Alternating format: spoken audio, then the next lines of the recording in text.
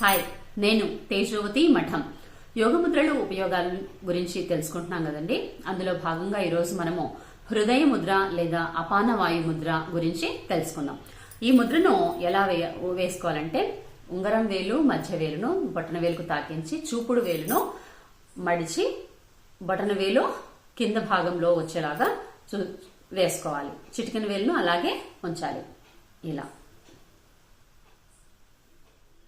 So ఈ విధంగా వేసుకొని కాళ్ళపైన ఉంచుకోవాలి. ఈ ముద్రను రోజుకు 45 నిమిషాలు వేసుకుంటే సరిపోతుంది. ఒకేసారి కానీ 3 పూట్ల కానీ డివైడ్ చేసుకొని వేసుకుంటే సరిపోతుంది.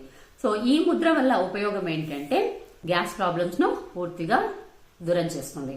ఇంకా విసర్జక వ్యవస్థ చక్కగా పనిచేసేలాగా చేస్తుంది. ముఖ్యంగా గుండెపోటు వచ్చినప్పుడు మనం అల్లోపతిలో నైట్రోగ్లిజరిన్ తో చేసినటువంటి సార్బిటేట్ టాబ్లెట్ వేసుకుంటే ఎంత ఫాస్ట్ గా రిలీఫ్ ఇస్తుందో ఈ ముద్ర వేసుకుంటే కూడా అంతటి బెనిఫిట్ లభిస్తుంది. కాబట్టి గుండెపోటుకు సంబంధించి ఈ ముద్ర చాలా చాలా ముఖ్యమైనదండి.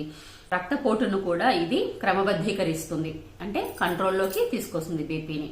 ఇంకా ముఖ్యంగా గర్భిణీ స్త్రీలు 8వ నెల వరకు కూడా ఈ ముద్ర వేసుకోకూడదు.